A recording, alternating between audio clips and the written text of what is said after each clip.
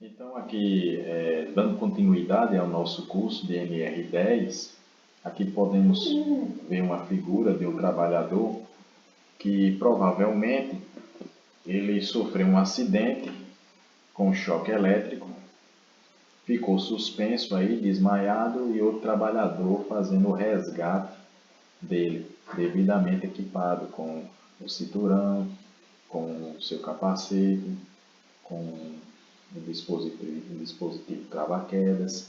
Por isso que há importância, e podemos observar também a correlação da NR10 junto com a NR35, que o trabalha em altura.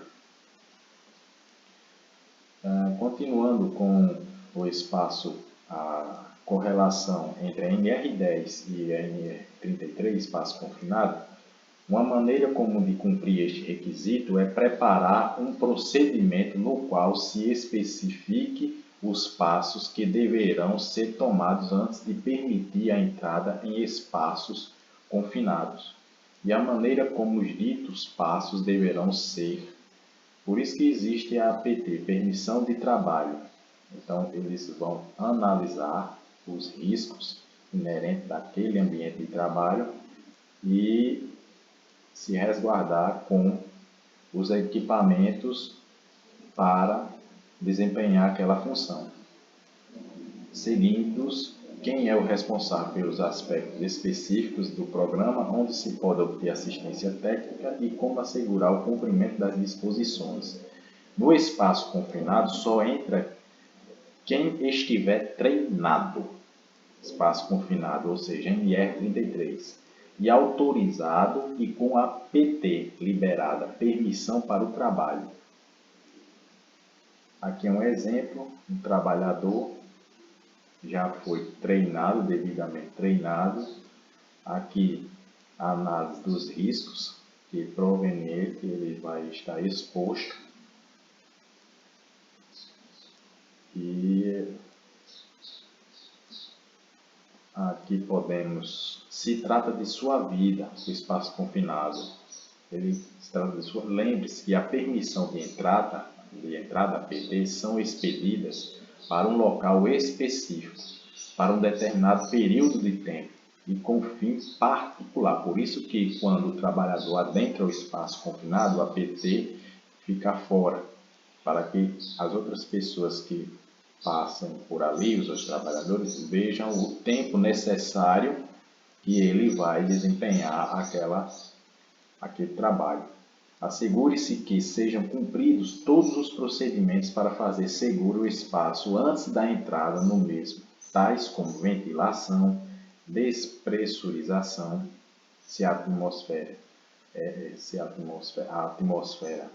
é rica em gases inflamáveis. Os riscos adicionais, áreas classificadas ou ambiente explosivo, área na qual a probabilidade da presença de uma atmosfera explosiva é tal que exige precauções para a construção, instalação e utilização de equipamentos elétricos. São áreas passíveis de possuir atmosferas explosivas. Atmosferas explosivas, misturas de substâncias inflamáveis com o ar na forma de gás, vapor, névoa, poeira ou fibras na qual após a ignição a combustão se propaga através da mistura.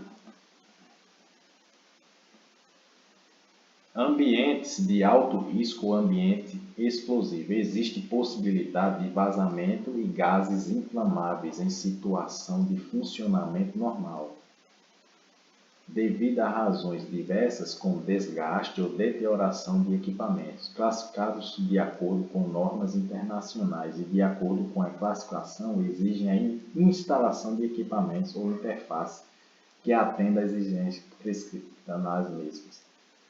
Aqui temos a classe 1, classe 2, classe 3. O ambiente de classe 1 são os gases e vapores. Quais são os tipos de substâncias químicas? Acetileno, hidrogênio, butadieno, acetaldeído, etanol, etano, monóxido de carbono, acetona, acrilonitrila, amônia, butano, benzeno, gasolina. Classe 2, poeiras.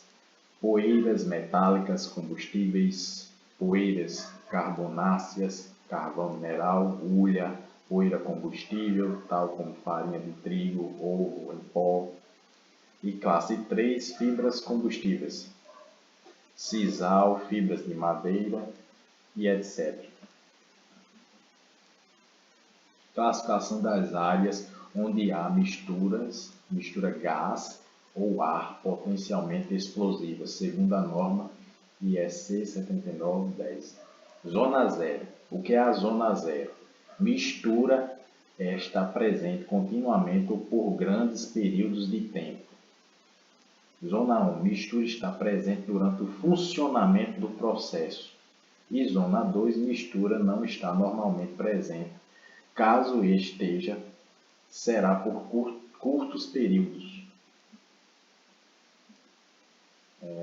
Aqui o equipamento instalado dentro da área classificada, no caso o espaço confinado, também é classificado segundo a temperatura superficial máxima que o mesmo possa alcançar em funcionamento normal ou em caso de falha.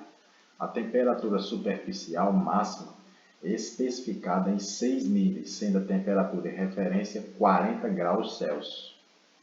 Temperatura superficial máxima, temperatura 1, 450 graus Celsius, 300 graus Celsius, 200, 135, 100 e 85 graus Celsius. Exemplo, um equipamento classificado como temperatura 3, 200 graus Celsius, pode ser utilizado em ambientes cujos gases possuem temperatura de combustão superior a 200 graus Celsius. Por quê? Porque a essa temperatura, o ponto de fogo, de ignição, ele não vai entrar, ele não vai haver o ponto de fogo, não vai haver a centelha. A atmosfera explosiva mais fonte de ignição é igual ao risco de explosão e incêndio. Fonte de ignição, centelhamento de dispositivos eletrônicos. Então, se a atmosfera for maior, ambiente cujos gases possuem temperatura de combustão superior, o equipamento classificado como T3, temperatura 3, 200 graus Celsius, pode ser utilizado, porque o seu ponto de fogo ele não vai entrar em combustão. Para diminuir os riscos de explosão, eliminar um dos elementos do triângulo do fogo. Vamos recapitular o que é o triângulo do fogo. Vamos lá. O que é triângulo do fogo? Para haver fogo, precisa-se de quê? Oxigênio ou comburente, matéria e gás carbônico. Então, oxigênio, comburente e matéria. O triângulo do fogo.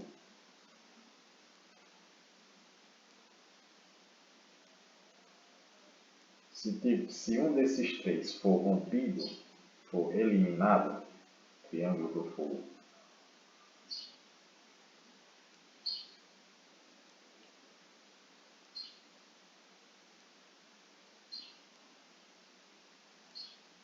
a contenção da explosão confinada em um ambiente não pode propagar-se para a atmosfera. Segregação, separar ou isolar fisicamente as partes elétricas e ou superfícies quentes da mistura explosiva.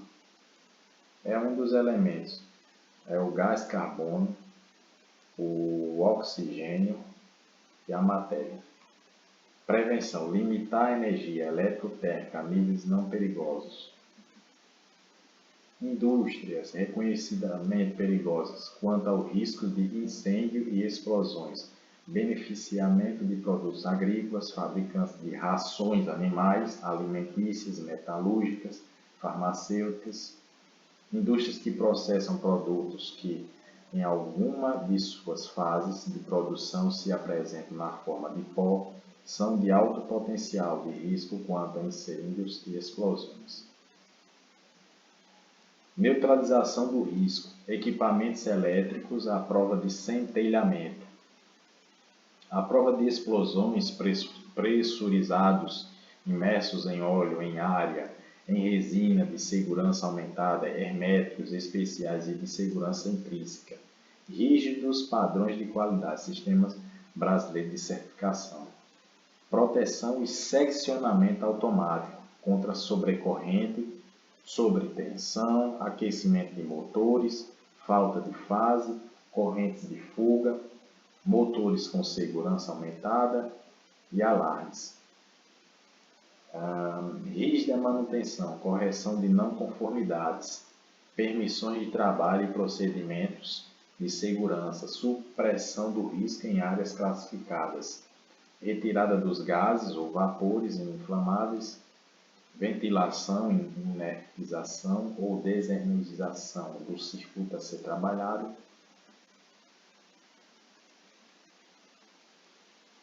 instalações elétricas em ambientes explosivos. Como é o procedimento para fazer instalações em ambientes explosivos?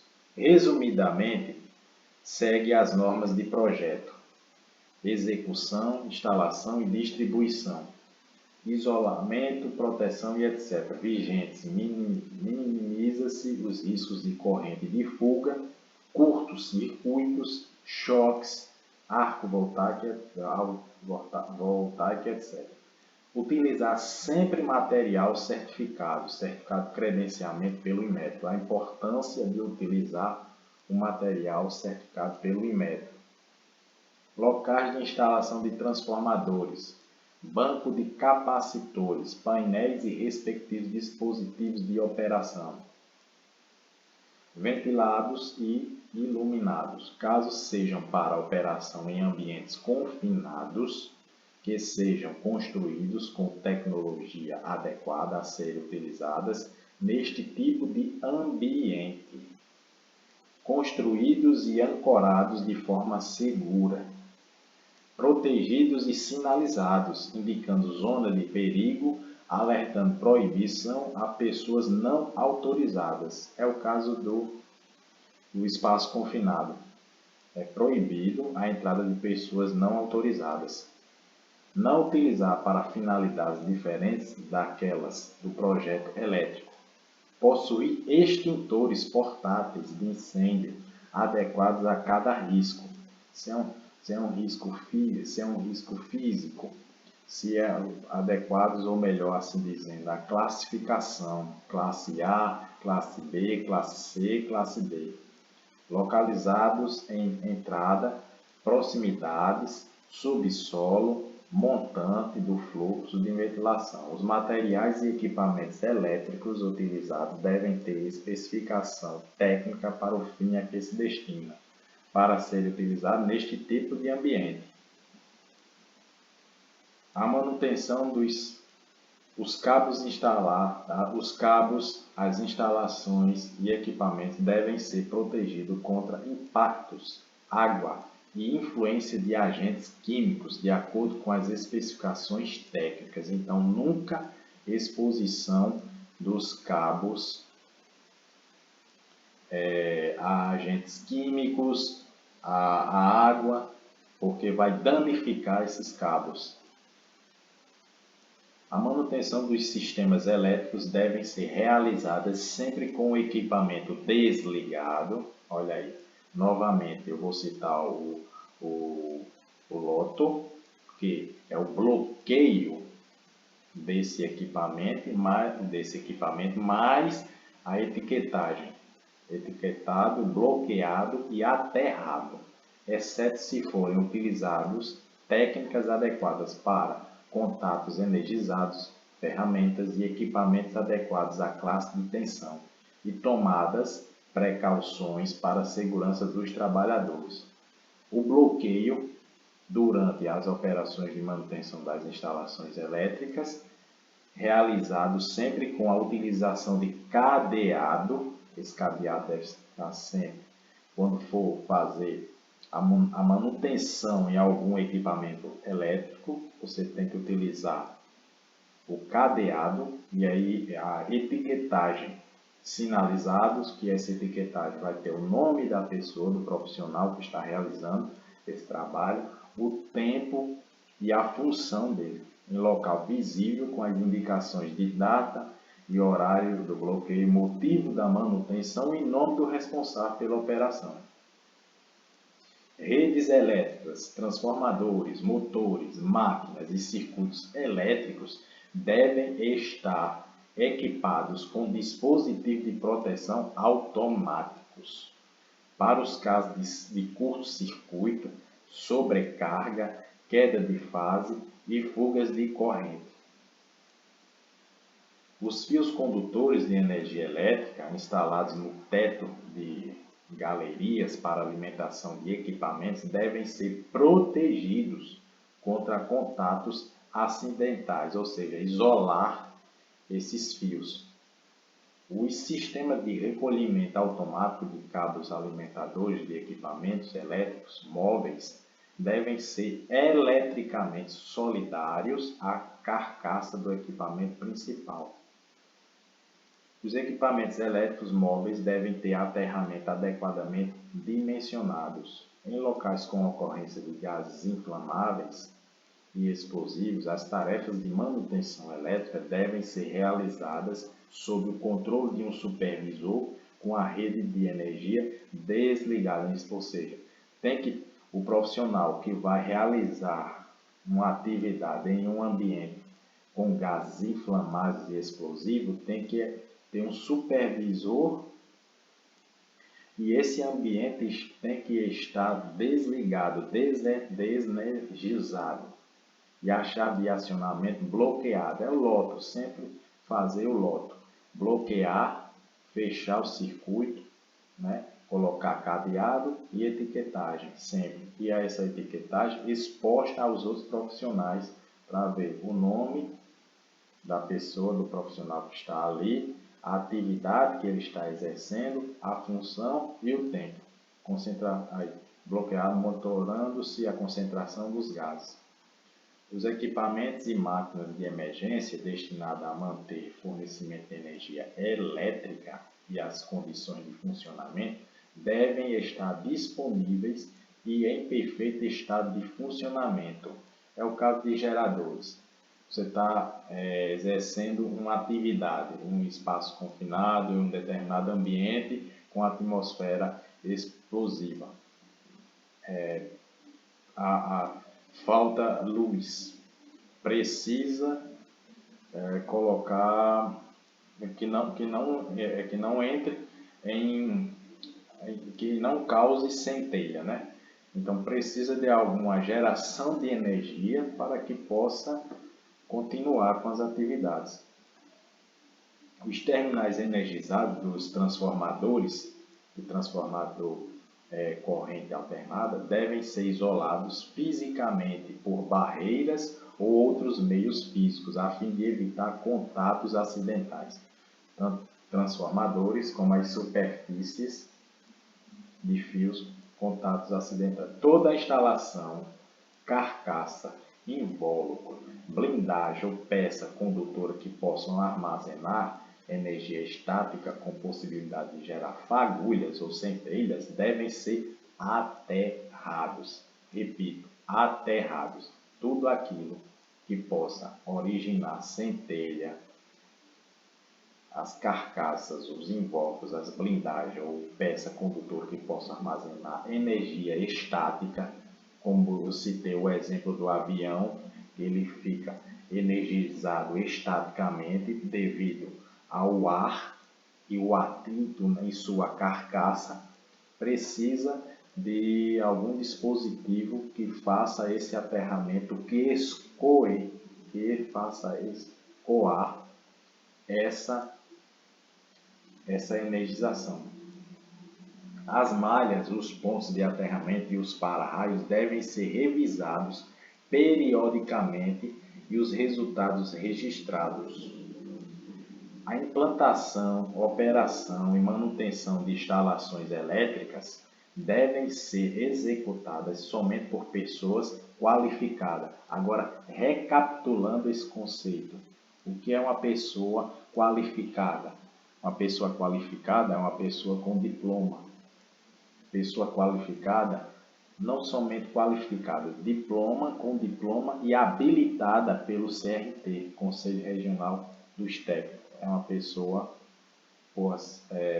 em geral, qualificada, que deve receber treinamento ou uma capacitação continuada em manuseio e operação de equipamentos de combate a incêndios e explosões, bem como na prestação de primeiros socorros e acidentes. É o caso do treinamento de brigada de incêndio. Trabalhos em condições de risco acentuado deverão ser executados por 2 pessoas qualificadas, salvo critério do responsável técnico.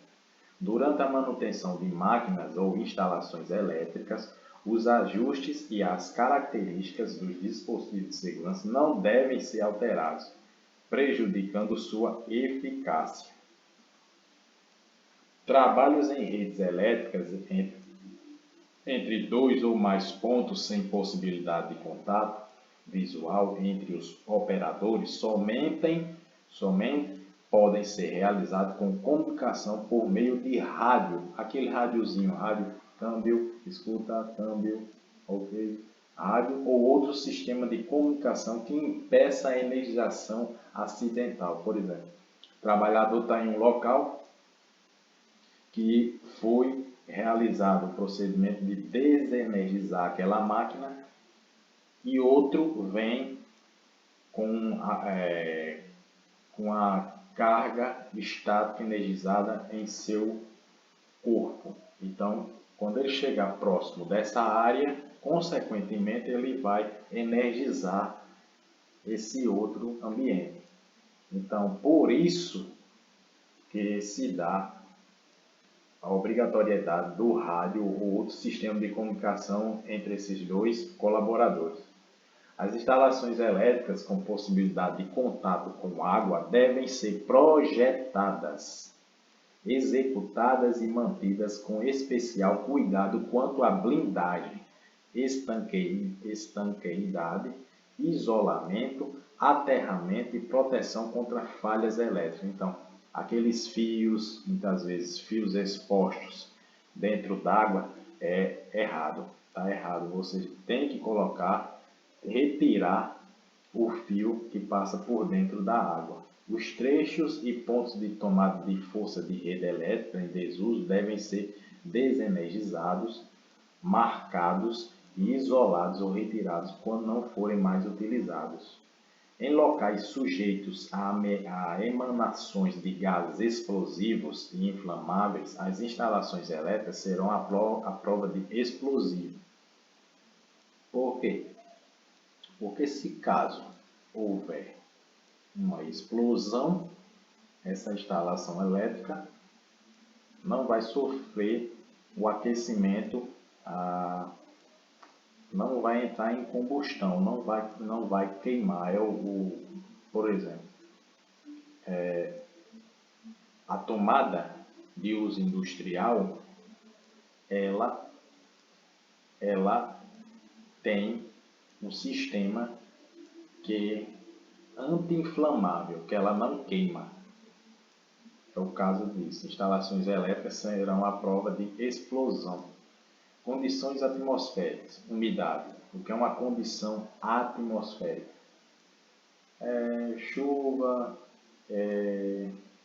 que mais? Chuva, são animais que passam, temperatura, altas temperaturas, baixas temperaturas, irradiação solar, tudo isso são condições atmosféricas. Ventos fortes, devem-se considerar que todo trabalho em equipamentos energizados só deve ser iniciado com boas condições meteorológicas, ou seja, nada disso se estiver chovendo, se estiver ventando bastante, não sendo assim permitido trabalho sob chuva, neblina densa ou ventos.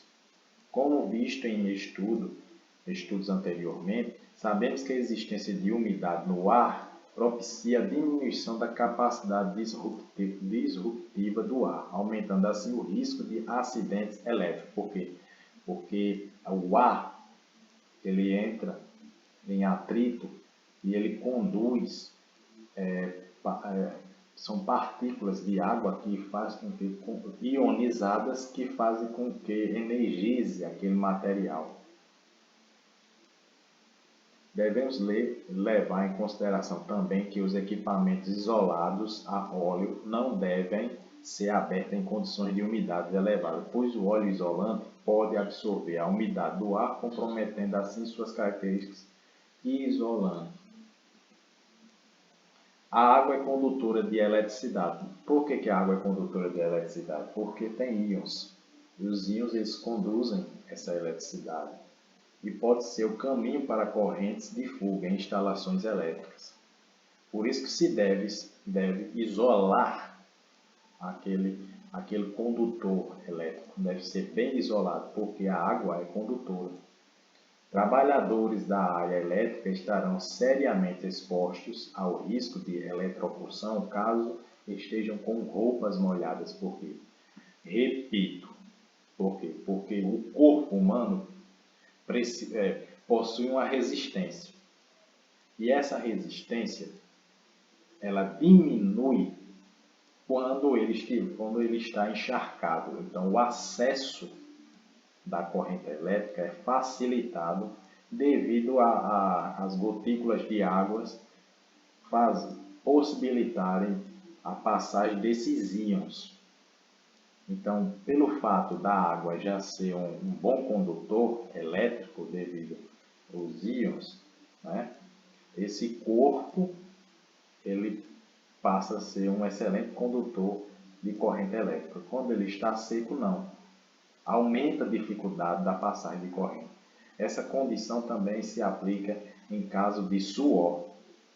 Então, nem pode estar, se estiver exercendo uma atividade com partes energizadas, nem pode o trabalhador estar molhado ou suado, porque vai facilitar, se caso houver fuga de corrente, a passagem de corrente elétrica e também se não houver aterramento adequado.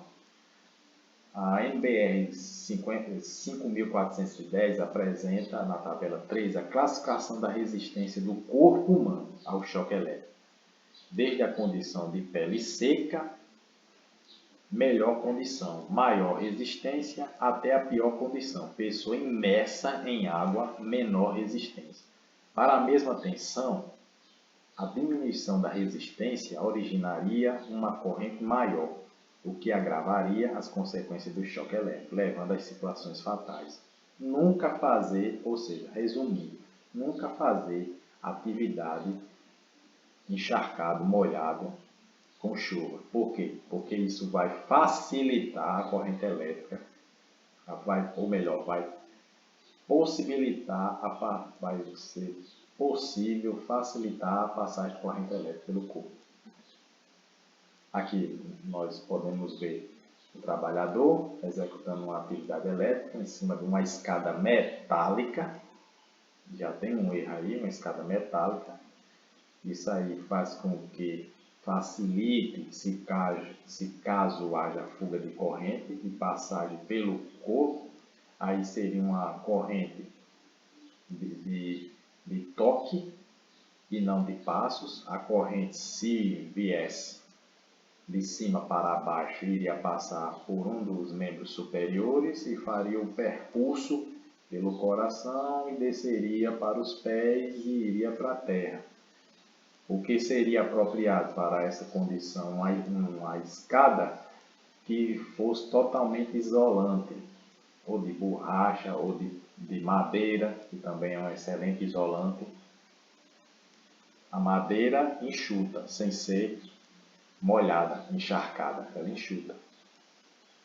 Influências externas a considerar na análise: temperatura ambiente, condições climáticas, presença de água e solicitações mecânicas, qualificação das pessoas, sua consciência e preparo para lidar com os riscos da eletricidade, ou seja, é a qualificação, a capacitação desse colaborador de acordo com a NR10 e com os riscos provenientes da atividade. Situações que reforçam pele seca, que dificultam a passagem dessa corrente ou prejudicam pele molhada, imersão, a resistência elétrica do corpo. Aqui podemos ver uma situação do raio elétrico. Então, tem um trovão e tem um raio. O raio acontece primeiro, para depois do trovão. Descargas atmosféricas.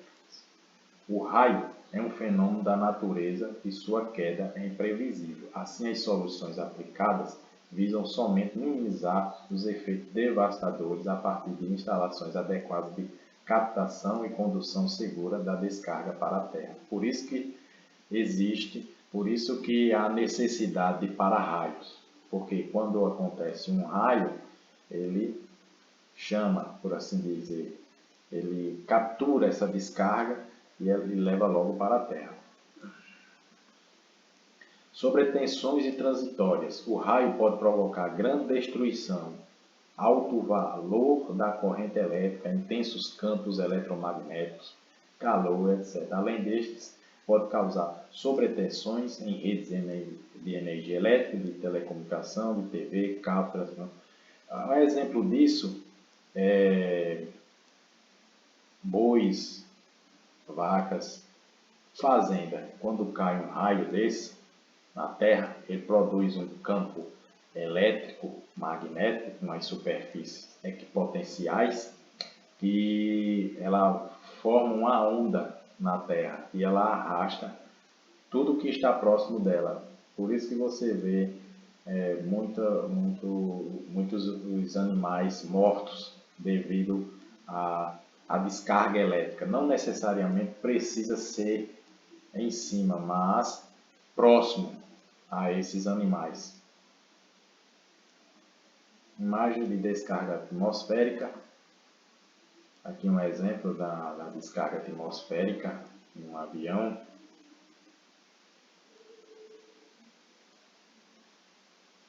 Outros exemplos de descarga atmosférica. A sobretensão transitória pode provocar queima total ou parcial de equipamentos.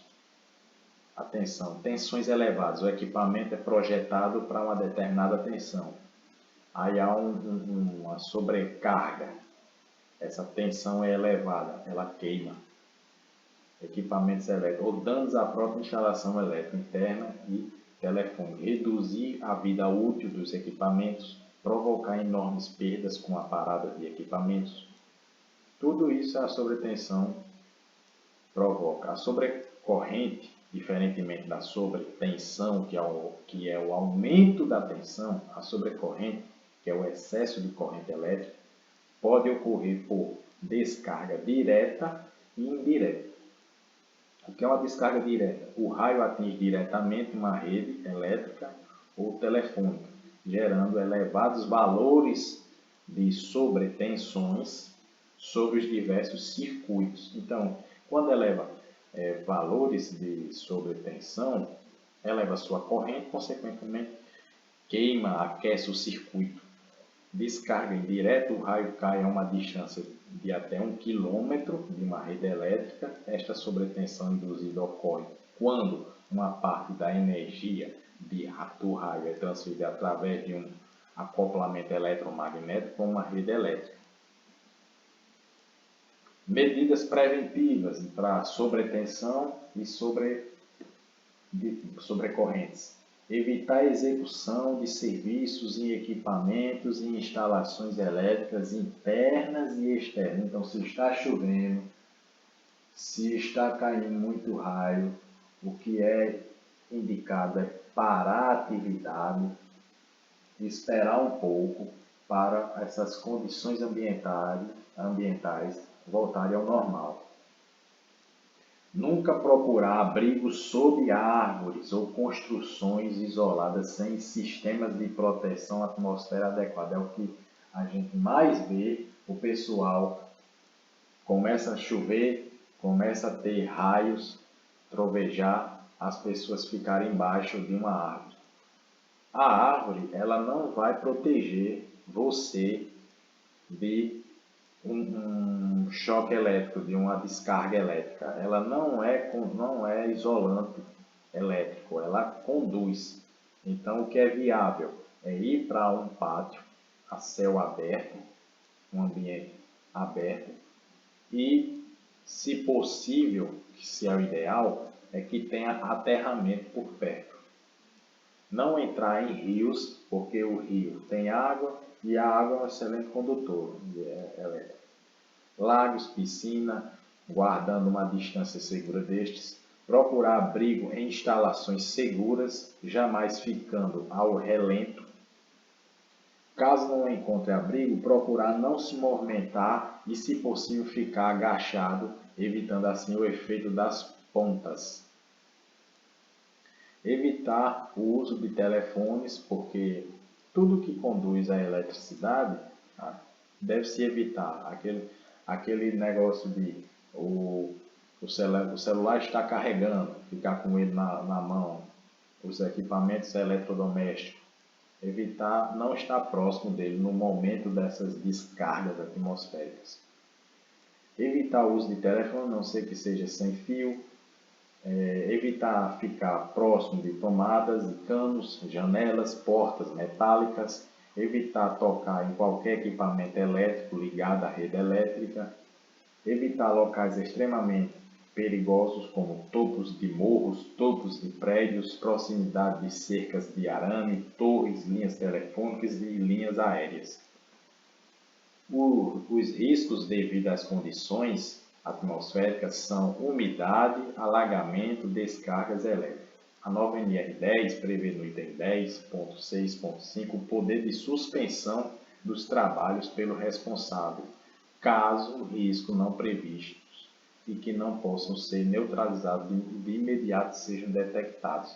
Ou seja, o laborador sobe em um poste, está realizando uma atividade, começa a chover, começa a ventar, a trovejar, a cair raios, para imediatamente a atividade e espera passar essa situação para que se possa retornar de acordo com a NR10. Suspensão dos trabalhadores pelo responsável, o supervisor no caso, que não possam ser neutralizados. Sistema de proteção contra descargas atmosféricas, SPDA.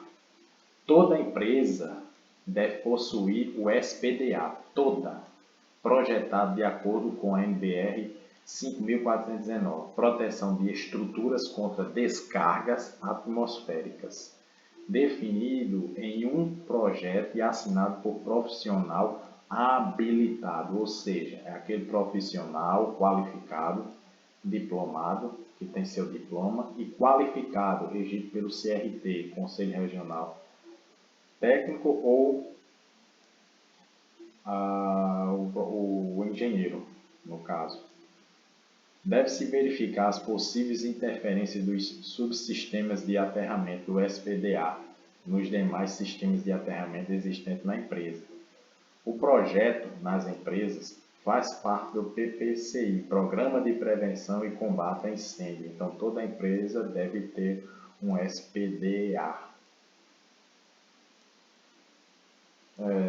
Uma vez que é considerado equipamento de proteção coletiva, o sistema de proteção contra descargas atmosféricas é um equipamento de proteção coletiva, então vai proteger toda a estrutura, assim como os demais colaboradores. Os eletrodos de aterramento dos diversos sistemas elétricos devem estar interligados, mas sempre com base no estudo de engenharia, uma vez que o aterramento é uma proteção coletiva. Aqui um exemplo de um aterramento, né? Aqui temos um exemplo de um SPDA, um sistema de proteção contra descargas, sistema de proteção contra descargas atmosféricas. Aqui em cima de um edifício, provavelmente, né? Criação de caminhos de baixa resistência à terra para escoar. Quando vem as descargas elétricas, ele vem por aqui, aterramento, desce por esse sistema e é escoado a carga elétrica. Terminais aéreos para raios propiciam um caminho mais fácil para os relâmpagos que venham a incidir em uma edificação, sendo interligados através de condutores horizontais. São instalados no ponto mais alto da edificação, aqui, condutores de descida, conectando os terminais aéreos aos terminais de aterramento. São esses condutores de descidas conectando aos terminais de aterramento. Terminais de aterramento conectam os condutores de descida ao solo, geralmente constituídos de cabos ou hastes enterradas no solo, propiciando baixa resistência à terra. Aqui temos um sistema SPDA, condutores de ligação, equipotencial, potencial. São linhas que possuem o mesmo potencial, aqui no caso a mesma tensão, esta linha,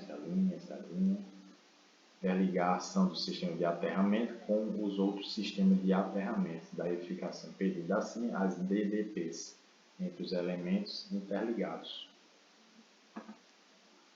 Supressores de surto, varistores, centelhadores para raios de linha são instalados em pontos de entrada de energia, cabos telefônicos e dados de instrumentação industrial. Objetivo: proteger as instalações e equipamentos contra sobrecorrentes, ou seja, aumento das correntes transitórias provocadas pelas descargas direta e indireta e manobras de equipamento do sistema de alimentação elétrica. Aqui temos mais um SPDA conectado com vários equipamentos, a configuração radial sem loop. A opção aceita tecnicamente o uso das estruturas metálicas das estacas, das fundações, como eletrodos de aterramento e os diversos terras do sistema elétrico conectados a uma barra de aterramento que está ligada aos eletrodos de aterramento da fundação por um único ponto. Então, esse equipamento vai ser interligado com essa haste, esse outro com esta haste e assim vai. Ponto central de aterramento. Malha de aterramento aqui.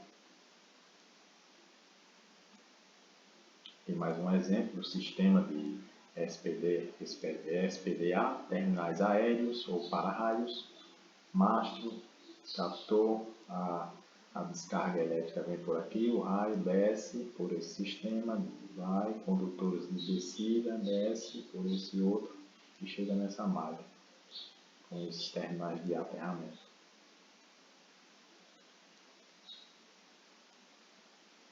Mais um exemplo de raios, trovões. Aqui uma consequência de não haver aterramento de SPDA, sistema de proteção contra descargas. Mais uma consequência aqui, os animais próximos de uma cerca elétrica, provavelmente o raio veio, foi conduzido por essa cerca elétrica, pelo fato de ser um material extremamente condutor, e eles estavam próximos dessa cerca elétrica. Foi formada uma superfície equipotencial que arrastou pelo fato de eles estarem muito próximos. Originadas por descargas atmosféricas, causam perturbações nas redes aéreas de transmissão e distribuição de energia elétrica. O que são geração, transmissão e distribuição? Transformadores. Danos materiais nas construções atingidas pelos raios, risco de vida para as pessoas e animais. Olha aí a importância do sistema de proteção contra raios, SPDA, contra descargas atmosféricas. Atenção, o choque elétrico provocado por um raio pode ser fatal. No entanto, a carga elétrica não permanece no corpo da vítima, permitindo que ela seja socorrida com total segurança. Mesmo que aparentemente morta, ela pode ser ajudada pelo emprego imediato de respiração boca a boca e massagem cardíaca. Então é o que foi citado anteriormente. Depende do contato, depende por onde essa corrente passou, em qual órgão e a duração do tempo desse choque. Pode-se, se houver um resgate ou uma ajuda, essa vítima não pode vir a óbito. Tensões induzidas em linhas de transmissão de alta tensão.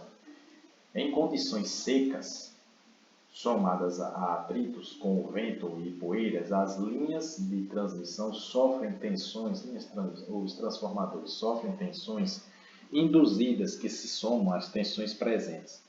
As tensões estáticas, como a gente já viu, que é por fricção do vento com a carcaça, crescem continuamente e podem chegar a valores relativamente altos. Temos também tensões induzidas na linha por causa do acoplamento capacitivo. O capacitor nada mais é que um dispositivo eletrônico que ele carrega e descarrega essa carga, e eletromagnético devido à proximidade de outras linhas elétricas. Se dois condutores ou um condutor e o potencial de terra estiverem separados por um dielétrico e em potenciais diferentes, surgirá entre ambos o efeito capacitivo.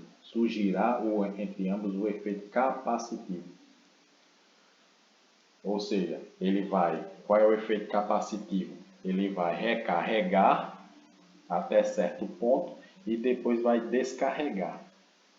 Ao aterrarmos uma linha, as correntes, devido às tensões induzidas capacitivas e às tensões estáticas ao referencial de terra, são drenadas imediatamente. Todavia, existirão tensões de acoplamento capacitivo e eletromagnético induzidas pelos condutores energizados próximos à linha. Aqui é uma superfície equipotencial, aqui são linhas, aqui são campos eletromagnéticos, uma haste. Essas tensões são induzidas por linha ou linhas energizadas que cruzam ou são um elemento energizado vai energizar outro elemento por campos eletromagnéticos. A linha ou equipamento desenergizado, por isso que se deve isolar, se for fazer um trabalho com equipamento energizado, deve isolá-lo e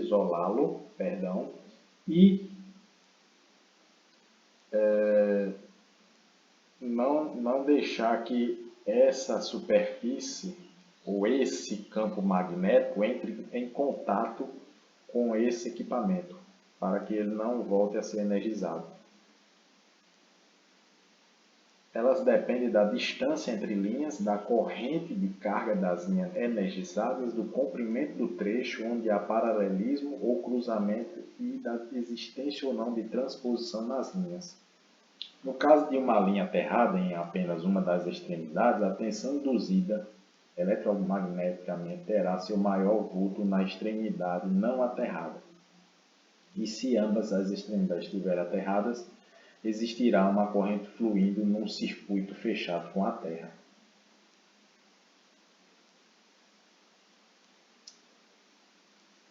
Animais peçonhentos. A presença de insetos ou animais peçonhentos, como aranhas, escorpiões e cobras, deve ser cuidadosamente verificada no interior de armários, galerias, caixas de passagem, painéis elétricos, principalmente em trabalhos no campo. Porque geralmente esses animais peçonhentos, eles entram nesses painéis elétricos, armários, galerias e produzem um curto-circuito. Eles fazem com que danifiquem o equipamento. A flora e a fauna, de uma certa maneira, provocam a ruptura dielétrica do ar, quando se fazem presente por falta de manutenção e limpeza. Então, Equipamento elétrico deve ser limpo e organizado. Valor em equipamento elétrico deve ser limpo e organizado. Quadro de energia, o que mais tem isso?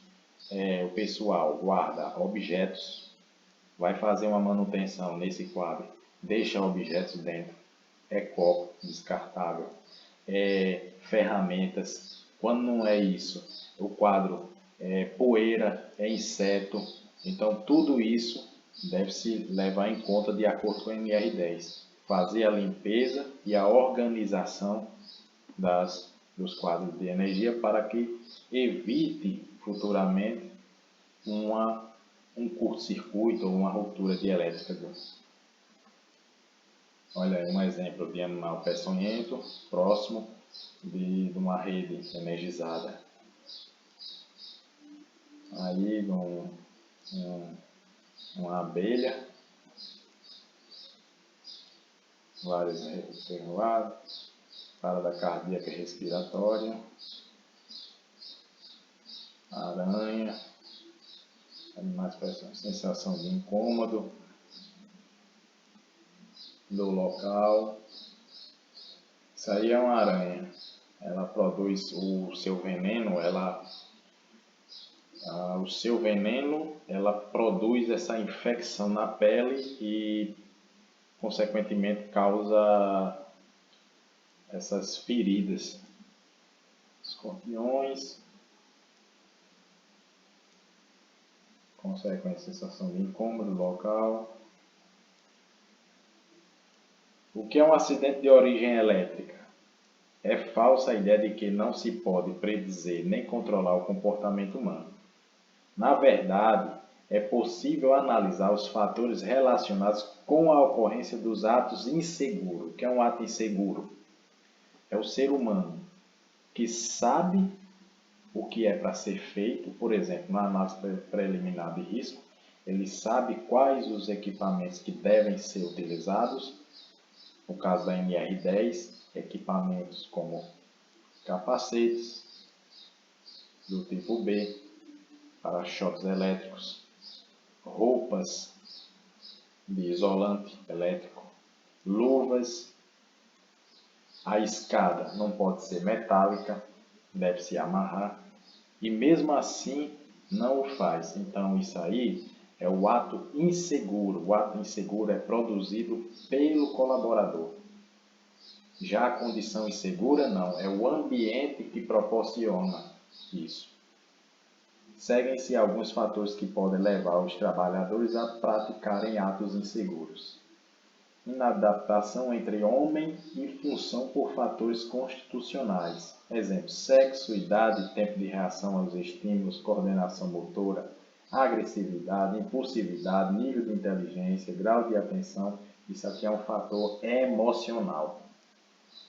Fatores circunstanciais, fatores que influenciam o desempenho do indivíduo no momento. Problemas familiares, a pessoa vai subir, está com um problema emocional, aí sobe, não está disperso.